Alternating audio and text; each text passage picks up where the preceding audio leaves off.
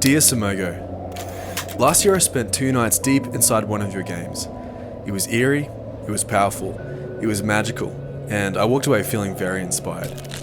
Although I love what you presented at first on a surface level, it wasn't until a few days after that I really began to appreciate in depth what you've crafted here. And so I want to take a few minutes to pull apart, examine, and discuss on a player level and on a creative level the brilliance that is your beautifully eerie horror experience, Year Walk.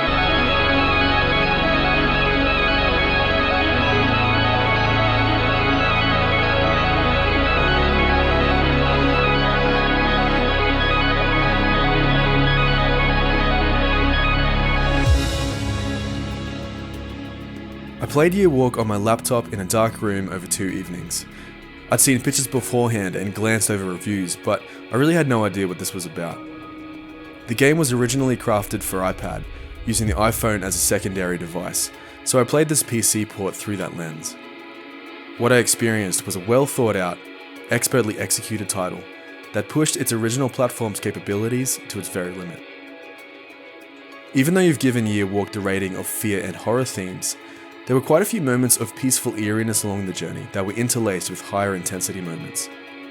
It was clear from the beginning that this game was not purely about fear for fear's sake. You weren't out to rely purely on jump scares for your game to be memorable. Instead, you've used classic horror elements in a way that creates an overarching fearful presence in your game. Myth and mystery, apprehension, uncertainty. I'll explore this a bit more in a little bit, but let's take this from the top.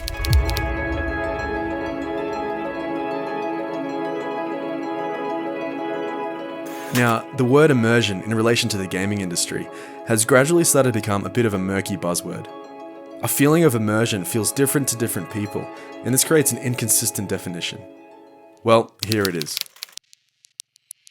I think the way I'm viewing the idea of establishing immersion is the developer's ability to lead the player through the various departments of a game, to get them to a place where the focus is on the goal at hand, and losing the awareness that we're actually inside someone's code.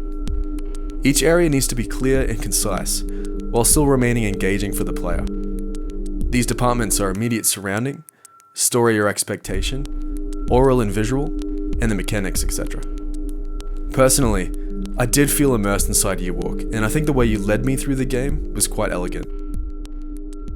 We open with the overview of the ancient Swedish tradition of year walking, a dangerous activity that requires the person to perform certain ceremonies at midnight on a specific evening, and pass numerous tests given to them by supernatural beings, which will allow the walker to glimpse the future.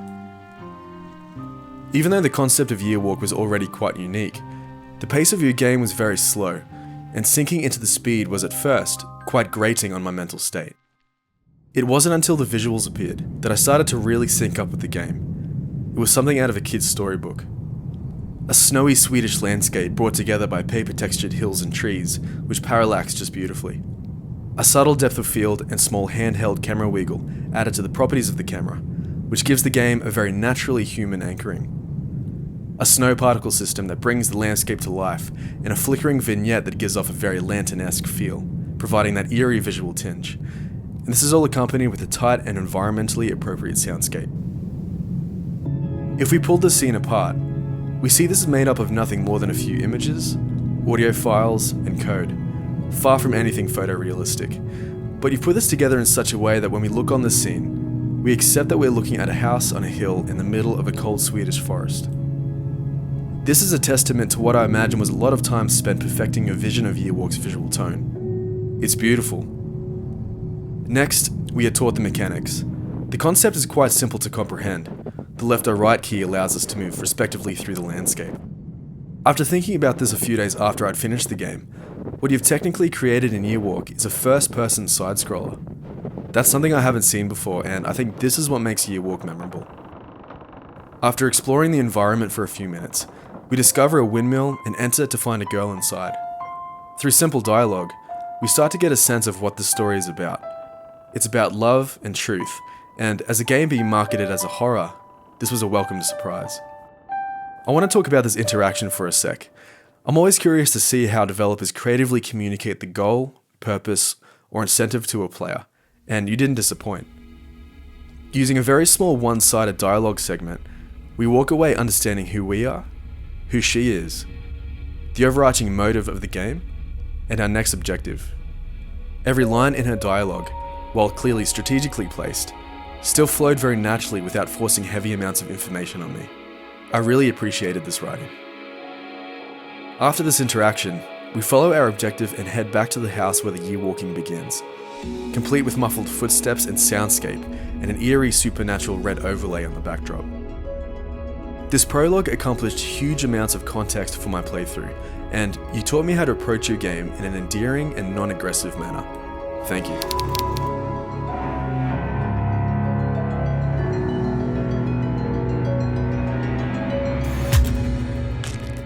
As I said earlier, Yearwalk wasn't grounded in horror for horror's sake, but used specific horror techniques to create a distinct mood about the game. There are two major horror themes at play here, and I'm going to talk about how I think you've used these in a refreshingly innovative way. The first is the element of expectation. Imagine you're standing at the front of a house. The house looks normal and you wouldn't hesitate to walk in and take a look around. But then someone says, "I wouldn't go in that house if I were you." We're left to wonder what exactly is in that house, and an apprehension is established. This is where fear lives in the horror genre. It lives in the question, the unknown. This is why monsters and darkness are so commonly used in the genre. We don't know anything about them, and not being in control of that information is scary. To quote the master of suspense himself, "There is no terror in the bang, only the anticipation of it." Your rating of horror and fear themes instantly generates this feeling of anticipation, but the real sense of caution was generated through the Yearwalk Encyclopedia, found inside the menu bar at the top of the screen on PC, or as a separate iPhone app if you had the game on iPad. Now, what I found so interesting is that you've given this element to us as an option. In the book, we read up on the characters and the wives' tales surrounding these beings. The Huldra, the Brookhorse, the Night Raven, and the Church Grim. Each character has some sort of dark connection with death, and I wasn't sure what to expect upon meeting them. For instance, the tale of the Huldra explains that she will either bless the rifleman's hunt with a kiss, or lead them away to be killed upon meeting her in the woods.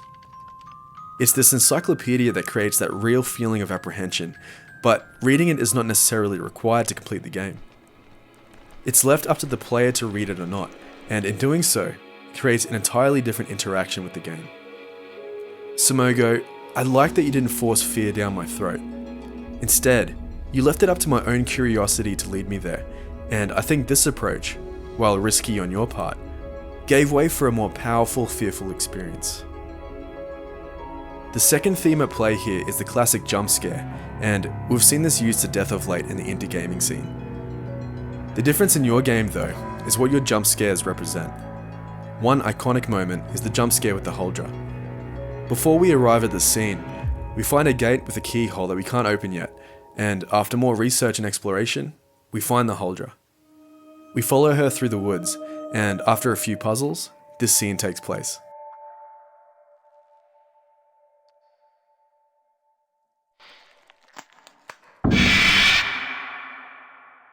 Okay, first I just want to talk about what this jump scare is actually doing to us. What this jump scare is doing is abruptly pulling the player's mental state out of the game and back to the plane of immediate surrounding, where our safety has been threatened by this presentation of danger. Our fight or flight reflex has been triggered, and it takes a few moments to process that there really is no danger present. This transition is extremely uncomfortable, and commonly, it's the transition we're afraid of.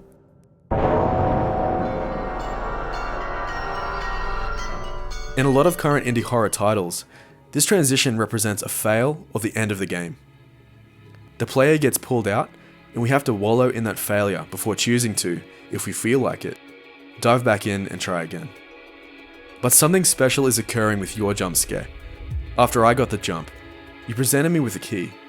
I made the connection straight away that this was the key to the locked gate I saw earlier, and I was mentally right back into the game. So a few things have happened here. Not only have you used a jump scare to bridge together two player motives, but you've used it as a way to signify the closing of this first act with a strong emotional crescendo. It's brilliant storytelling, and I really think you've showed developers how storytelling in horror can be done. In summing up, Simogo, I just want to let you know that your game inspired me. You've demonstrated how to do effective, creative storytelling on a technically limited platform like the iPad, how to use 2D assets in a completely original way that actually works, and shown indie developers that having the courage to experiment with classic horror tropes pays off. Your game has taught me quite a lot, and I want to thank you for this. Love, Java.